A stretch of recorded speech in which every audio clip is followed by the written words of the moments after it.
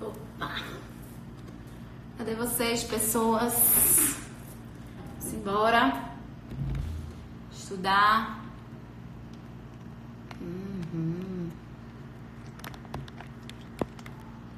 Vamos embora.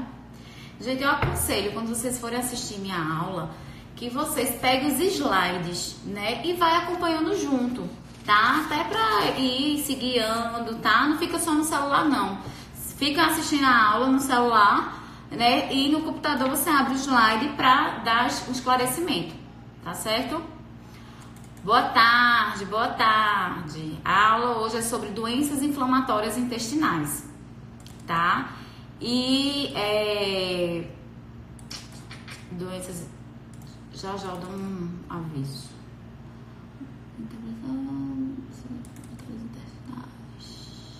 Bora, pessoal, avisa lá que a gente já vai começar, tá certo?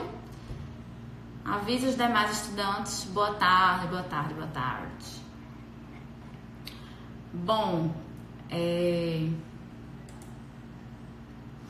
vejam só vou dar um aviso, né, pra vocês, que as aulas, né, ela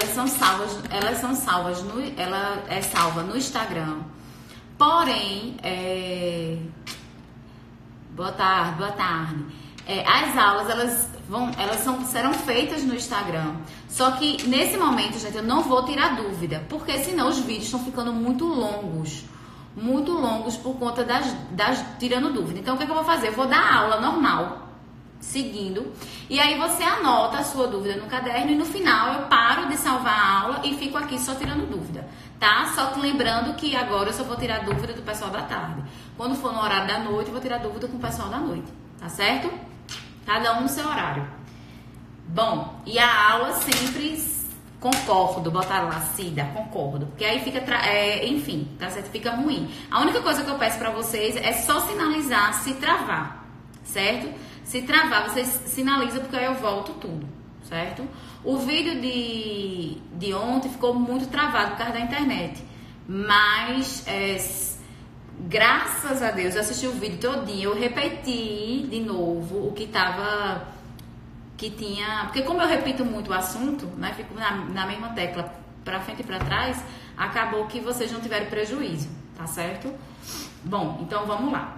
Bom, a aula de hoje é sobre doenças inflamatórias, né, que a gente tem uma sigla que a gente chama de DDI, né, doenças inflamatórias intestinais, tá? E eu vou até mostrar pra vocês aqui uma figura pra a gente entender, né? Então, gente, essas doenças inflamatórias, o nome já diz, né? Doenças inflamatórias, é uma inflamação, né? E aí essa inflamação, ela acomete o trato gastrointestinal, tá vendo? Então a gente observa aqui, né, que ocorre uma inflamação, aqui você pode ver, do intestino grosso. Se essa inflamação atingir o intestino grosso, a gente diz que é retocolite ulcerativa, tá? Porém, existe a doença de Crohn. A doença de Crohn, ela pode acometer o intestino grosso também. Só que essa inflamação, ela é descontínua. Como assim? Vê, a inflamação contínua, você vê que a inflamação acontece em toda a mucosa, né? E aí essa inflamação tá bem juntinha. Aqui a inflamação, você vê o quê? O ilho inflamado, aí depois você vê aqui o sigmoide inflamado. Você vê que aqui não tá, essa parte da mucosa não tá inflamado, né? Aqui não está inflamado. A inflamação, ela está aonde? Basicamente aqui, né? Então, ou seja, quando a inflamação é contínua, ou seja, acontece numa mesma parte do trato gastrointestinal, né, coladinha, juntinha, a gente diz que é retocolite ulcerativa. Se a inflamação for descontínua, a gente diz que é doença de Crohn, tá? Então, deixa eu voltar para cá.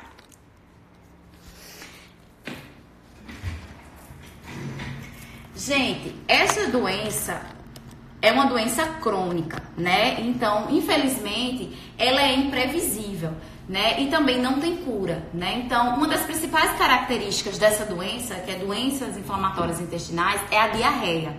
Então, o paciente tem muita diarreia, certo? Eu tinha até um estudante que ele conversou comigo, professora, e aí, o que é que Tem cura isso? Não, não tem cura. Então, independente se é doença de Crohn ou retocolite ulcerativa, porque as doenças inflamatórias, ela pode ser de duas formas, né? Como eu falei pra você, doença de Crohn ou retocolite ulcerativa. Bom, essa inflamação, como eu falei pra vocês, ela acomete o trato gastrointestinal. Da boca ao ânus, a gente chama de doença de Crohn, tá? Então, o que seria doença de Crohn?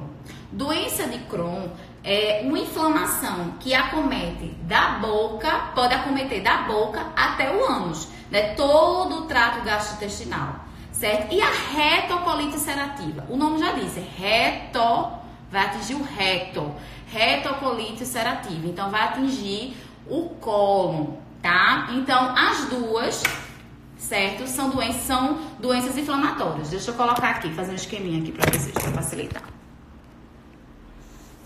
Tá vendo? Doenças inflamatórias, aqui é o D, de doenças inflamatórias intestinais. Então, a doença inflamatória intestinal, ela pode ser de duas formas. Doença de Crohn,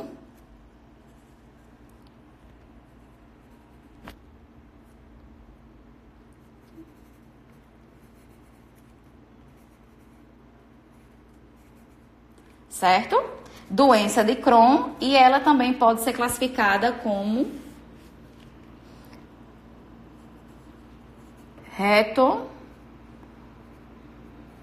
retocolite ulcerativa. Tá? Então, ou seja, as duas são inflamações crônicas, né? E imprevisível. Às vezes o paciente tá bonzinho, gente. Não tem diarreia, tá lá no parque sorrindo, andando, correndo. De repente, do nada, eles têm uma crise de diarreia. Essa doença é assim, tá? Tanto uma como a outra. Doença de Crohn, né? Eu esqueci do N aqui no final, tá? Então, as duas são inflamações, certo? Que acometem o intestino. Porém, a Crohn atinge regiões diferentes do intestino, diferente da retocolite ulcerativa, tá? Por exemplo, a doença de Crohn, ela pode atingir da boca até o ânus, certo? Da boca até o ânus. Só que ela acomete principalmente o ilho terminal. O ilho terminal, gente, é essa parte aqui, ó. A gente chama aqui, ó, ilho terminal. Ou seja, onde já vai começar o cólon, tá? Mas ainda não é intestino grosso, é o ilho terminal, certo? Então, voltando pra cá. Então, as doenças inflamatórias intestinais, que é o tema da aula de hoje, pode ser classificada de duas formas. Doença de Crohn ou retocolite ulcerativa. São duas coisas diferentes. Apesar de serem inflamações, mas a dieta é a mesma. A dieta de doença de Crohn é a mesma dieta para retocolite ulcerativa. Porém, são duas coisas diferentes. E quem for fazer a prova de residência tem que diferenciar o que é uma doença de Crohn de uma doença retocolite ulcerativa. E a gente está fazendo isso agora. A doença de Crohn, como eu falei para vocês, acomete da boca ao ânus. Aqui, gente, só atinge cólon e reto, ou seja, apenas o intestino grosso. Então, aqui, ó, tá vendo? Essa alça todinha aqui, ó, certo? Então, só voltando pra cá. Então, doença de Crohn, vamos diferenciar. Doença de Crohn, tá vendo aqui? Doença de Crohn, ela acomete da boca ao ânus, isso no trato gastrointestinal. Certo? Porém, ela acomete principalmente quem? O ilho terminal, certo? E o que é que ela ocasiona? Diarreia. Muita diarreia. E aí a gente já vai ver qual tipo de fibra que a gente praticamente já estudou ontem. Eu vou fazer uma revisão para quem ficou com dúvida de ontem, porque as dietas são muito parecidas, tá? Então, aqui diarreia. Aqui na retocolite ulcerativa, tem diarreia? Tem. As dúvidas, anotem e botem pro final, tá? Só vou responder no final. Diarreia, tá certo? Só que essa tem sangue. Além de diarreia, tem sangue nas fezes, tá? Então, o que é que acontece?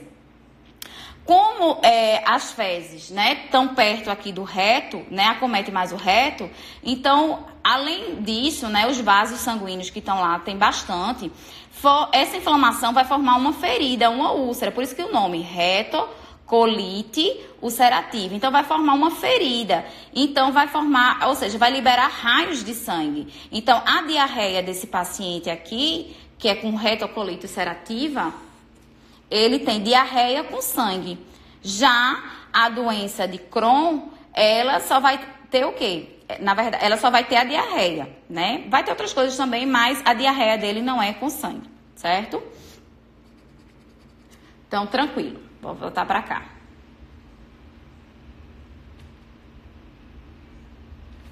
Gente, e essa doença, gente? Essa doença acomete mais ricos, tá? Quem é pobre tá livre, mais ou menos é um grupo livre. Por quê? Porque a causa dessa doença é muito em relação à imunidade, né? Então, por exemplo, eu fui criada no sertão, então eu fui criada com o quê? Com verme, né? Então, parasita, essas coisas, gente, é só alegria. Por quê? Porque a imunidade da gente fica resistente. Agora, por exemplo, geralmente os pacientes que eu tenho de doença de Crohn ou retocolite ulcerativa, geralmente são pessoas que moram em bairros nobres, que vivem em apartamento, não tiveram contato com pinto, com galinha, com verme, às vezes é criado naquele apartamento lá, e aí ele não tem uma imunidade, tá? E aí o que acontece? Isso pode dar a doença de Crohn. Tem as questões genéticas também, tá? Então, professora, sou pobre e tenho doença de Crohn. Tem também, tá? Tem as questões genéticas influenciando, e a outra é a questão da imunidade. Geralmente eu pego crianças, né? Às vezes adolescente, né? Geralmente, tá, gente? Não tô sendo preconceituosa, não. Tá aqui no slide, vocês vão conferir comigo, no slide 2, que acomete mais a raça branca, tá? E pessoas ricas, de classe econômica alta, tá? Tanto acomete crianças, principalmente jovens, tá, gente? Então, infelizmente, é uma doença que está em alta, né, entre os jovens. E acomete tanto homens como mulheres, tá? Bom, então, falando um pouco dessa doença de Crohn. Como eu falei pra vocês, é uma inflamação crônica, né? Então, praticamente irreversível, que não tem cura, tá? E aí, uma das coisas que a gente precisa entender, que só recapitulando, que é uma coisa que eu peço muito em prova, é você diferenciar doença de Crohn de doença retocolite ulcerativa, né? Então, só recapitulando, a doença de Crohn, ela acomete todo o trato, ela pode acometer todo o trato gastrointestinal, então, da boca até o ânus. Já retocolite ulcerativa vai acometer quem? Que parte no trato gastrointestinal? Reto e colo. Paula, retocolite ulcerativa acomete boca? Não. Intestino, estômago? Não. Tá? Eu me lembro que teve um Inter que uma estudante, ela teve uma paciente que ela botou que era doença de Crohn. Aliás, ela botou que o caso clínico dela era retocolite ulcerativa, porque o paciente tinha uma inflamação, só que a inflamação dele era no esôfago, e botou que era retocolite ulcerativa. E aí eu disse não, porque retocolite ulcerativa não acomete, né, o esôfago, só a parte do cólon e reto, tá? Bom, então já falei isso aqui. Gente, a doença de Crohn, deixa eu mostrar aqui pra vocês. Fica tão inflamado, tá vendo? Tão inflamado que a mucosa começa a ficar inchado, né? Então, aumentar de tamanho o diâmetro da mucosa, né? Então, veja como... E esse aumento de tamanho pode até dar fissura no paciente, né? Então, deixa eu só mostrar para vocês aqui. Na doença de Crohn, por exemplo, pode dar uma estenose, tá? Que é aqui, ó, estenose, que é o estreitamento, né? Então, por que isso? Porque aqui ficou tão pequenininho, né? O calibre aí como eu posso dizer, do intestino grosso. Por conta, gente, justamente, deixa eu voltar aqui, desse aumento na espessura, tá vendo? Aumenta tanto a espessura, a inflamação, que isso pode, né, meio que diminuir, né, e gerar essa estenose. Pra cá, volta pra cá. Eita. Opa. Bom, aí vamos voltar para aqui. Então, estenose, vocês vão ver muito isso no hospital. O paciente tá com estenose no intestino, ou seja, tá o calibre, né? O intestino, né, tem esse calibre aqui que passa o alimento, então estenose é quando diminui. E por que diminui esse calibre? Porque tá inflamado. E aí essa inflamação vai aumentando o tamanho da mucosa e vai gerando essa estenose. Isso é específico da doença de Crohn, tá? Gente, uma coisa muito importante da doença de Crohn, que eu já falei, mas eu tenho certeza que vocês já esqueceram, e aí eu vou repetir de novo porque é importante, tá? Em relação à diferença entre doença de Crohn e retocolite ulcerativa, que eu também pergunto sem prova, tá? Vamos lá, deixa eu virar aqui. Gente, a lesão na doença de... A gente viu que na doença de Crohn tem diarreia. Na retocolite ulcerativa tem diarreia e tem sangue também, tá? Porque tem úlcera, tem ferida, tem sangue. Na doença de Crohn, gente, a inflamação, a lesão, ela é... Deixa eu escrever aqui. Lesão... Isso é saudade do quadro, tá, minha gente? Não sei viver sem quadro, não. Lesão segmentada. Professora, que peste é isso? Calma, menino. Deixa eu terminar aqui que eu vou dizer. Segmentada. E aqui, a lesão aqui é contínua.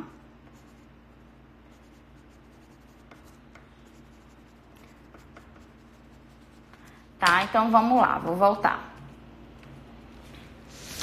A lesão, gente, você entende que a inflamação... Você vê que aqui a gente tem uma lesão o quê? Contínua. Aqui nós temos uma lesão descontínua. Como assim? Tenho lesão aqui, certo? Uma inflamação, parou de estar inflamado. Voltou a estar inflamado. Sem lesão, com lesão. Então veja que a lesão, que é a inflamação, ela está o quê? Descontínua. Lesão aqui, parou. Lesão aqui, parou. Lesão aqui, ou seja, a gente vê que a inflamação ela é descontínua. Se a inflamação é descontínua, doença de Crohn. Se a inflamação acomete de maneira contínua, toda a mucosa pertinho uma da outra, a gente diz que é o quê? Uma lesão contínua, que é o quê? Retocolite ulcerativa, certo? Então, vamos voltar para cá.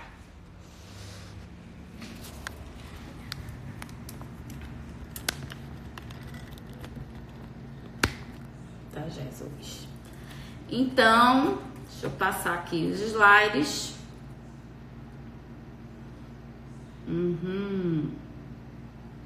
Bom, então só recapitulando o que a gente viu até agora. A gente estudou até agora doenças inflamatórias intestinais, que pode ser de dois tipos, doença de Crohn e retocolite ulcerativa.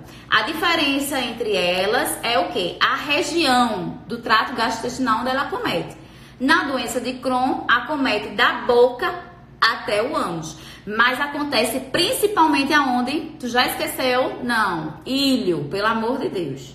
Certo? E na retocolite ulcerativa, só acomete cólon e reto. É uma inflamação que vai gerar... Os dois vão ter diarreia. Lembra disso? Só que a diarreia na retocolite ulcerativa, quando tiver ulcerativa, lembra logo, tem ferida. Se tem ferida, tem sangue. Então, a diarreia com muco, com sangue, todo mundo vai ver que a gente vai tirar a lactose desse paciente, né? Tá na cara, tá? Então, é isso. Mas vamos embora. Por isso que nutrição clínica, a gente não se decora. Se aprende. Se você entender a doença, você já vai saber a dieta. Quando eu falar dieta aqui, tu vai dizer, ixi, que besteira.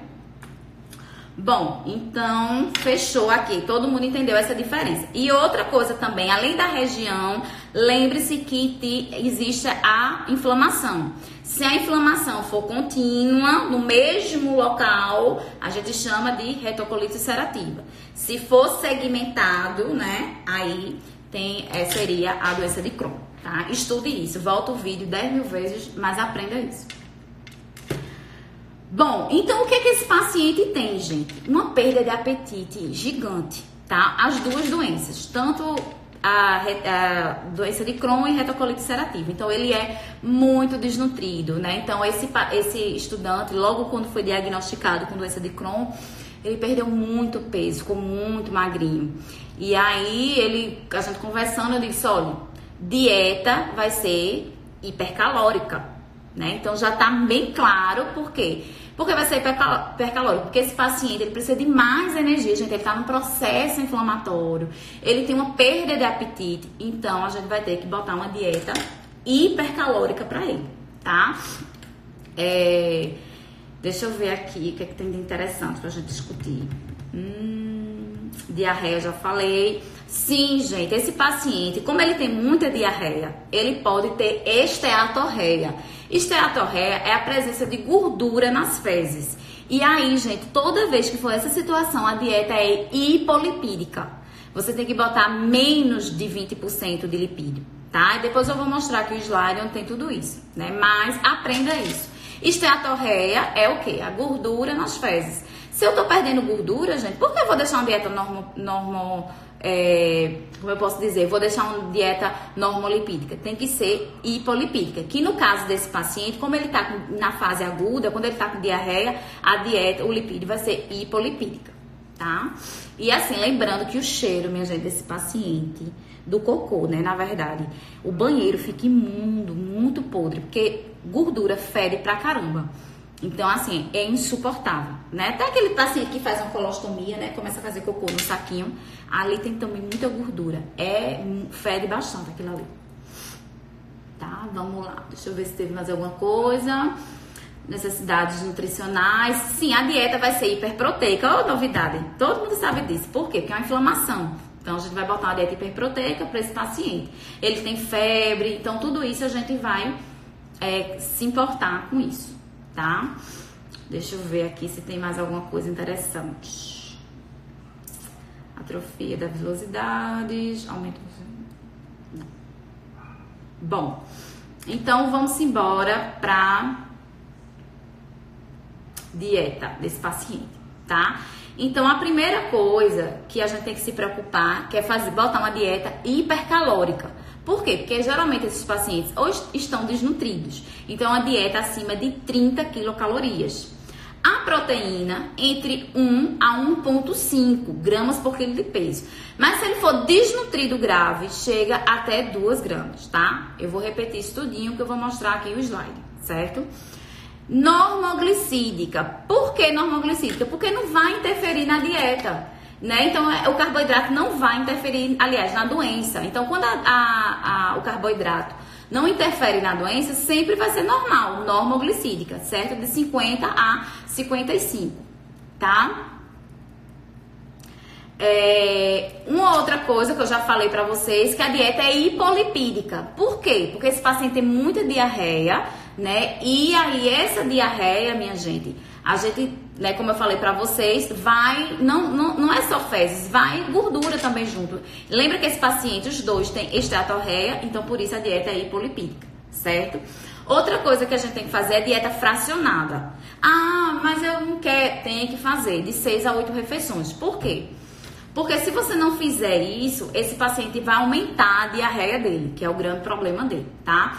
Você também vai suplementar algumas vitaminas e minerais, porque ele não consegue absorver muito bem esses minerais, justamente por conta da diarreia. Então, é importante suplementar as vitaminas do complexo B, principalmente a B1, porque é justamente o local de absorção dessa que é atingido, né? Então, praticamente a gente suplementa, tá? E deixa eu mostrar aqui pra vocês.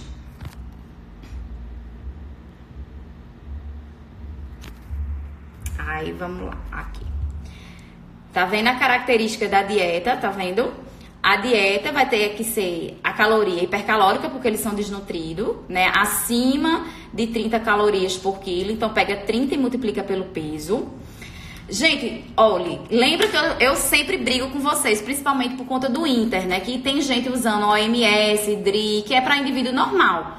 Para um indivíduo doente, a gente usa quem? Harris Benedict e considera o fator injúria o quê? 1,75 para essa doença, tá? Gente, ninguém decora fator injúria, não. Mas é bom você saber que muda para cada doença, para não ficar calculando errado a dieta, tá? Mas o método prático... Gente, o que eu cobro na prova é isso aqui, viu? É dieta, vocês saberem tratar o paciente. Então, a dieta é hiperproteica porque é inflamação, então chega até 1,5 gramas por quilo de peso. 2 gramas é se ele for desnutrido, tá? Carboidrato normoglicídica de 50 a 55 e lipídio hipolipídica porque eles têm o quê? Esteatorreia, certo? E às vezes, minha gente, a esteatorreia é tão forte que eu suplemento com TCM, tá certo? Mas já falo desse TCM, segura ele aí, tá? E tem a suplementação. Então, o que a gente suplementa de vitaminas e minerais? Os locais onde essa inflamação acomete. Então, nas duas doenças, né, a diarreia vai prejudicar a absorção de B1, B12, vitamina C, né, E, B6, magnésio, ferro, cálcio, folato, zinco, cobre e selênio, que são aquilo que a gente precisa, digamos assim, suplementar. Agora eu vou falar do TCM.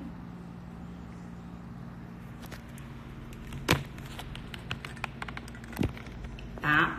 O TCM, ele é o triglicerídeo de cadeia média. É um suplemento que tem sido muito utilizado, né? Recentemente tem sido utilizado até para atleta, que ele é de cadeia média. Então, ou seja, ele chega no fígado rapidamente, né? Os outros lipídios, por exemplo o azeite, para ele chegar no fígado demora muito, tá? Por quê? Porque ele vai precisar de quilomicro, aí o quilomicro se transforma em quilomicro remanescente, que chega no fígado. É um processo, tá?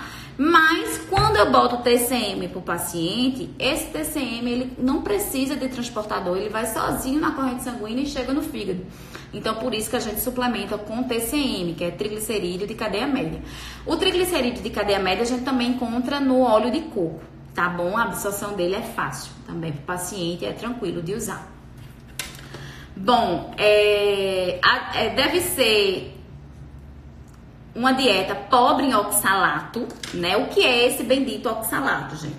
Oxalato é aquilo que tem nos vegetais, que acho que vocês estudaram isso em técnica dietética, né? Então, e cuidado com esse oxalato, dá cálculo renal, é um babado, viu? Principalmente em homens, isso é babado, esse oxalato. Então, tem um bereguedézinho do oxalato. Então, onde é que eu tenho oxalato? No chocolate, né, no cacau, né, chocolate amargo. Então, eu tenho no feijão, né, eu tenho principalmente nas nozes, castanhas, enfim. Não é que você não vai poder comer oxalato, não, pelo amor de Deus. Isso aí a gente restringe paciente que tem cálculo, pelo amor de Deus. Não vai fazer isso, não. Eu só tô falando isso pra vocês saberem as fontes de oxalato. A oxalato tá no feijão, né, tá nas nozes, castanhas, amendoim, no chocolate, na mandioca, né, na macaxeira, no feijão, tudo isso tem oxalato, tá? E aí não é que você vai tirar, mas você vai reduzir, não vai botar em grande quantidade, bota no máximo até 150 miligramas de oxalato. Isso tem no software, quando você vai construindo o cardápio no software, ele já vai dizendo o quanto que tem de oxalato, se o software for bom. E aí você esse oxalato, gente, ele deve ser reduzido nesse paciente, por quê? Para evitar que tenha muito oxalato na urina, né? Por quê? Para não dar cálculo nesse paciente, cálculo renal. Que esse paciente ele tem uma predisposição a ter cálculo renal. Então, para evitar, que a gente chama de hiperoxalúria, que é a presença de oxalato na urina. Então, a gente tem que ter muito cuidado com esse oxalato. É reduzir, certo? Não é excluir, mas é reduzir, certo? Para que ele não tenha, esse paciente tenha cálculo renal. Bom, evitar alimentos fermentados, que a gente estudou ontem, os alimentos fermentados, né? Evitar alimentos, que é a dieta Food Maps, lembra? Se não lembra, volta lá para a aula de Food Maps, tá? E eu vou até revisar um pouquinho o Food Maps, porque ficou cortando, né? Apesar que eu fiquei repetindo, mas eu vou dizer de novo. A dieta Food Maps, né? Deixa eu virar aqui, para vocês lembrarem dos alimentos fermentados. Babado. Que eu já disse que dá dinheiro esse negócio de Food Maps. Então, vou botar aqui, pra vocês ficarem ricos. Ó, Food Maps. Food Maps, a gente foi na aula de ontem, tá? Eu tô indo bem rápido, porque se você perdeu, vê no outro vídeo os detalhes, tá? Só pra gente lembrar dos alimentos fermentados. Então, quem é os alimentos fermentados? P de polióis são os adoçantes naturais, tá? E os artificiais também, né? Porque tem o xarope de milho, né? Enfim, os adoçantes, principalmente os naturais, orbitol, xilitol, né? M vem de quê? De monossacarídeo, e o monossacarídeo é o quê? Frutose. Aí a gente viu aquelas frutas ricas em frutose, né? E a gente tem que colocar mais frutas cítricas, né? Porque por exemplo, pera, maçã, pêssego, melancia, tudo isso tem muita frutose. Aí pode fermentar. Imagina, minha gente, esse paciente tem diarreia, né? Aí tu bota um alimento para fermentar, é para atorar. E lactose também, D de disacarídeo e lactose. Esse paciente não pode lactose. Não pode lactose. Então, ele pode leite, mas sem lactose. E oligosacarídeo tem aquela questão do feijão, né? Da grão de bico, lentilha e do glúten. Então, pão francês, né? Enfim, trigo ele não vai poder, né? Ele vai poder a farinha de milho ele vai poder, né? Vou botar aqui o que ele pode, né? Porque eu só falo que não pode, coitado. Milho, ali a farinha de mandioca, batata doce, né? Mas o oligosacarídeo ele não vai poder o glúten, né? E também aquela questão das leguminosas. Então, voltar pra cá. Gente, eu sei que vocês estão aí, eu não tô interagindo com vocês, porque senão o vídeo fica muito longo. Aí depois eu paro o vídeo e fico só tirando dúvida. Anota no caderno, deixa de baixaria, deixa de reclamar. Ó, sim. Aí, veja, então, esses alimentos, esse paciente, ele tem uma inflamação no intestino. Aí tu ainda bota alimentos fermentáveis, aí pipoca, né? Não pode. E aí, não pode alimentos fermentáveis, então, evitar. Agora, quais os que são mais fermentáveis para esse paciente? Que aí você fica... você não precisa fazer um food maps, não, tá? Food maps é só para paciente com, que a gente viu ontem, síndrome do intestino irritável. Para um paciente com doença de Crohn ou retocolite ulcerativa, que é doenças inflamatórias intestinais, você só vai ficar atento com o quê? Com os alimentos mais fermentados, que é quem? Ovo, feijão e lentilha. E as sementes oleaginosas, tá? E algumas sementes, certo? Na verdade, as sementes de uma maneira geral, certo? Que estão ovo, feijão e lentilha, que se tenha um cuidado. Isso tudo, minha gente, tem no slide. Vai acompanhando comigo na característica da dieta, tá lá. Bom, gente, então vou lá. Vamos voltar pra cá para os meus esquemas. Babá. Deixa eu virar aqui. Bom, as doenças inflamatórias, vou botar aqui. As doenças inflamatórias intestinais.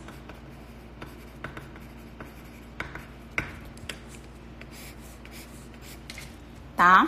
As doenças inflamatórias intestinais a gente já viu. Pode ser, isso serve tanto para doença de Crohn e tanto para doença retocolite ulcerativa, certo? Bom, essa doença, né, doenças inflamatórias intestinais, ela é dividida, tanto essa como essa, tá?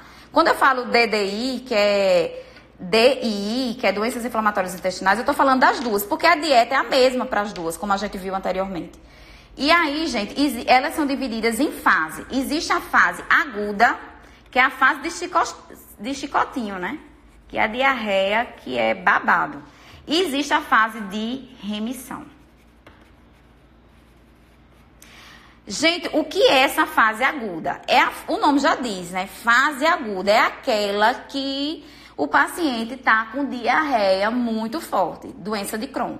Se for retocolite ulcerativa, além da diarreia, muco e sangue. Então, é a fase com febre, então é a fase onde os sintomas estão prevalentes.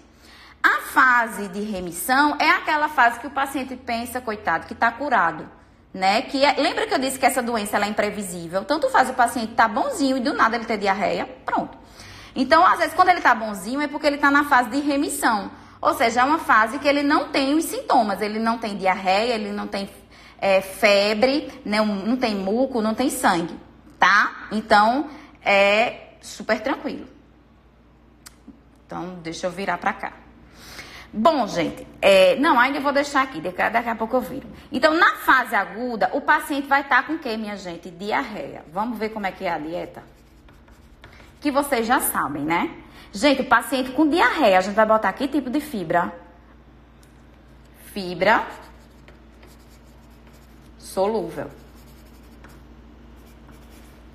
Tá? Que isso a gente viu ontem. Se não lembra disso, volta no vídeo lá que a gente para revisar. Tá? Então, ou seja, na fase aguda. Agora, pode fibra insolúvel? De jeito nenhum. Porque se o paciente tá com diarreia e tu bota insolúvel aqui, aí, minha gente, esse tinha sangue, agora vai ter, além de sangue, vai ter a alma dele também, além do sangue. Então, pelo amor de Deus, não faça isso. Então, na remissão, no período de remissão, você coloca aos poucos a fibra solúvel, aliás, a fibra insolúvel, a lactose, você coloca aos poucos, tá? Então, a fase aguda, a dieta é mais restrita, porque o paciente tá de chicotinho, né? Diarreia sem parar. Então, você vai botar o quê? Fibra solúvel, que a gente já viu que tá presente aonde? Na pectina, que tá onde a pectina? Na parte branca da maçã, na parte branca da pera, né? Também tá na casca das frutas cítricas, né?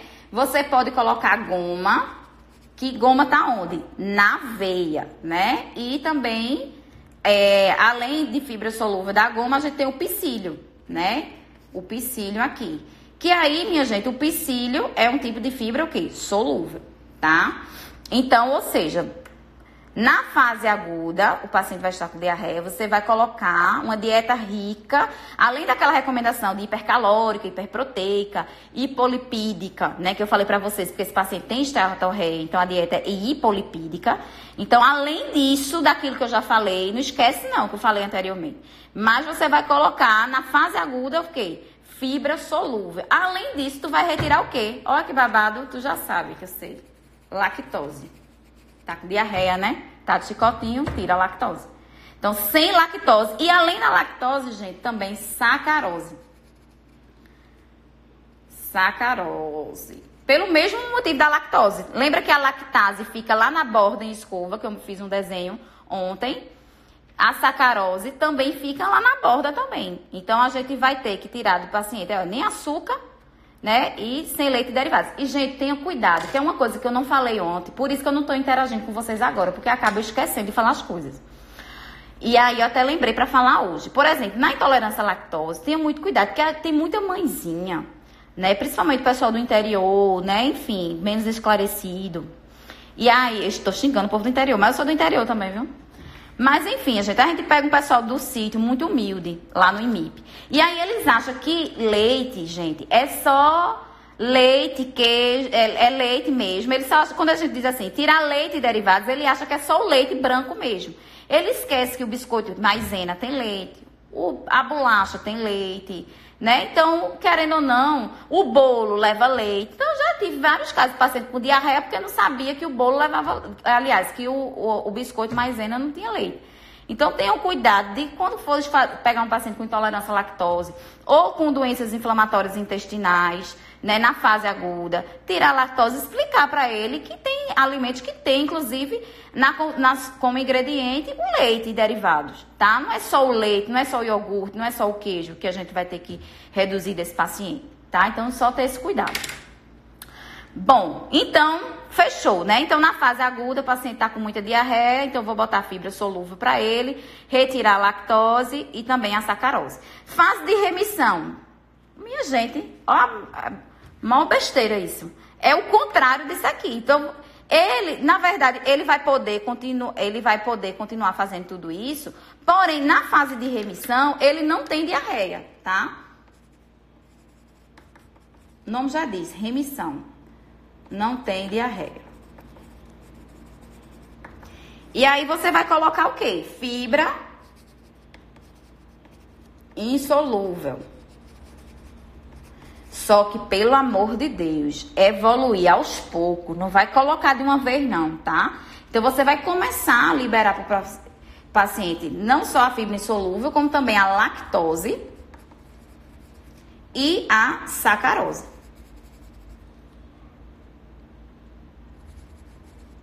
certo?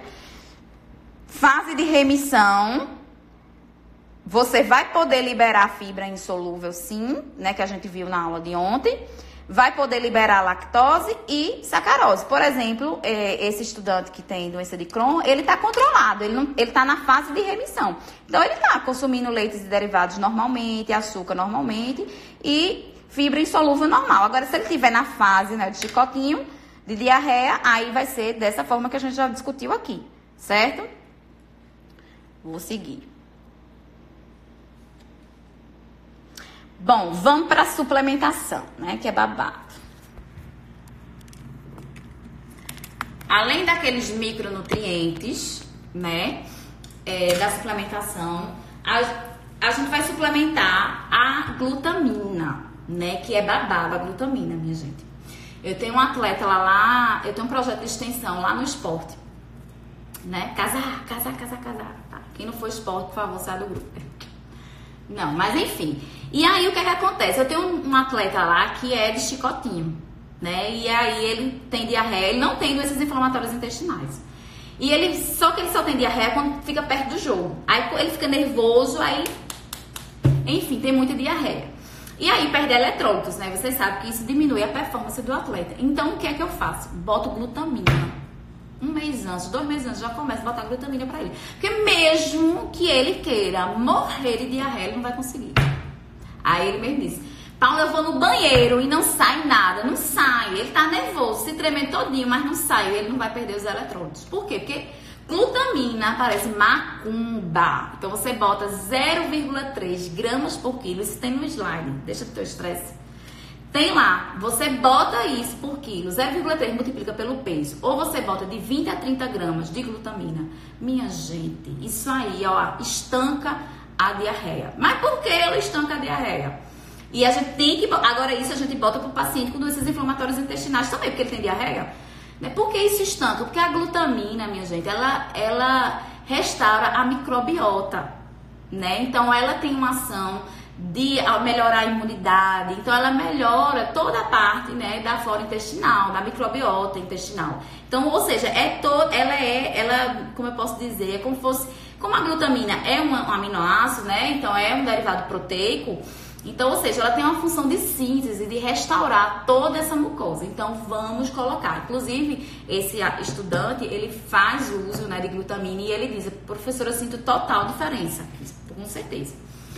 Outra coisa que a gente suplementa também é a arginina, né? Então, além da glutamina, a gente coloca a arginina. Minha gente, onde é que eu aumento a arginina? A arginina a gente encontra como eu posso dizer, nas carnes, né? E também você fazendo exercício físico, a gente... eu fico lendo as mensagens aqui, eu fico esquecendo. Não bota a mensagem, senão eu me perco. No final vou ler tudo isso e vou esculhambar vocês. Escuta. Porque eu fico lendo a mensagem aqui, depois não sei mais o que eu tô falando. Pois é. Bota lá, segura. Fica com raiva de mim não, mas segura a mensagem. Depois a gente se xinga. Bom, aí o que é que acontece? A arginina, como eu falei pra vocês, ela é muito importante a gente suplementar. Por que a gente suplementa a arginina, né? Então, ela melhora a resposta imunológica do paciente, tá? Então, ela melhora a imunidade do paciente. E a arginina também, minha gente, parece macumba. Juro a você. O paciente, às vezes, tem uma úlcera de pressão enorme, que cabe até a mão da pessoa assim, ó. O punho, na verdade, né? A úlcera é enorme, gigante. A gente bota essa úlcera enorme, aí a gente bota a arginina. Com 2 semanas isso fecha, minha gente. Diga aí. É pra torar, minha filha. Brinque não com a arginina. Aí tem um suplemento chamado Alitrac. Agora, o sabor é horrível. A gente bate lá no IMIP com banana, bate com goiaba, mas não tem jeito não. Aí, às vezes tem que passar a sonda no paciente para ele poder ingerir, quando realmente é preciso mesmo. Lembra da Doralice que teve precisar cicatrizar, que é aquela coisa toda, né? Que tinha um câncer na vagina, que perdeu o útero, enfim, que foi aquela agonia. Pronto. Aí eu usei para ela a arginina, porque parece macumba, porque cicatriza maravilhosamente bem. E também ajuda na imunidade, tá certo? Bom, e ômega 3, né, minha gente? Ômega 3, porque todo mundo sabe que ômega 3 é anti-inflamatório, também tem que botar paciente. Então, cavala, que é o alimento que mais tem ômega 3 de todo mundo, é a cavala. Aí depois vem sardinha, atum, arenque, vocês têm que botar ômega 3 para esse paciente, né? De 3 a 6 gramas dia. Suplementado ou na forma de alimento, tá? Nesse caso do estudante, ele faz uso suplementado, de 3 a 6 gramas. Tem isso no slide, tá certo? Bom, e tem também, gente, uma proteína chamada TGF-beta, que também é um suplemento que ajuda a melhorar a imunidade. Então, deixa eu virar aqui para vocês para resumir a suplementação. Ó aqui. Então, ó, a gente tem aqui, né? O que é que a gente vai suplementar no paciente com doenças inflamatórias intestinais? Tanto na doença de Crohn como na retocolite ulcerativa. Glutamina, entendeu? Então, a gente vai botar glutamina aqui pra ele, tá? Quanto de glutamina? 0,3, né, gramas por quilo. Ou de 20 a 30 gramas, certo? Arginina, né? Então, basicamente, a arginina a gente vai colocar pra ele, certo? Que tem nas carnes. E também fazendo exercício físico também aumenta a arginina. É aquela macumba que eu te falei que cicatriza rápido. Glutamina estanca a diarreia, né? Também tem que colocar. Ômega 3, inflamação. Então, tu bota suplemento com 3 a 6 gramas dia.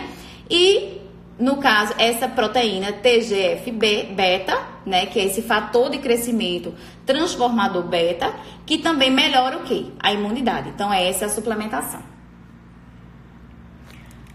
Então, eu acho que eu tô finalizando já. Ah, gente, uma coisa interessante, que isso aí é uma coisa que vocês já sabem, né? Na fase de remissão, que o paciente não tá com diarreia, deixa o paciente recebendo dieta por via oral, tá? Agora, se ele tiver na fase de chicotinho, na fase aguda, o ideal é que ele use sonda, tá? Por quê? Porque pra não atrapalhar, fazer aquele gotejamento lento, né? Para absorver mais os alimentos, certo? Pode ser a polimérica, mas se não der certo, aí você vai para oligomérica. Isso a gente viu essa parte aqui, a gente viu na aula de enteral. Deixa eu ver se ficou faltando alguma coisa. Não, aqui é só besteira. Então, resumindo, tá? Que eu cobro na prova, anota aí. Esse povo, a pessoa diz, ainda tirou nota baixa. É a dieta, né, minha gente? É você saber diferenciar uma da outra, certo? Que aí você volta o vídeo, que eu já falei isso mais de 1000 vezes. E a dieta, então, resumo. Energia. É um paciente desnutrido, minha gente, que perde muito peso, que tem baixo apetite, hipercalórico, acima de 30 quilocalorias por quilo. Lipídio, hipolipídica, abaixo de 20% de lipídio. Então, você às vezes bota 15, 16, 17%. Enfim, por que hipolipídica? Porque esse paciente tem diarreia e a diarreia dele é frequente, né? E ele acaba tendo esteatorreia. Ele não tem esteatorreia, então perde a... como é que se diz? Ele tem esteatorreia. Eu lembro vocês, tá vendo? Porque eu sou curiosa, menina. Eu olho. Vocês botam uma palminha aqui, eu olho. Já não lembro mais. Esteatorreia, né? Então, fica a dieta hipolipídica, certo? A proteína é hiperproteica, certo? Por quê? Porque é a inflamação, tá bom? E aí, evitar os alimentos fermentados. E aí, você vai suplementar, né? Praticamente o quê? Glutamina, arginina, que são principalmente, né? Assim, são os dois principais que você tem que colocar. E ômega 3 também, para esse paciente, certo? Bom, minha gente, a aula acabou. Aí eu vou... Não sai daí não, tá? Eu vou salvar e vou ficar aqui só para tirar dúvida do pessoal da tarde. O pessoal da noite, eu vou tirar dúvida no horário da noite, tá certo? Vou aqui salvar. Espero que salve, né? Porque ontem não salvou essa bomba. Antes de ontem. Aí. Volto já!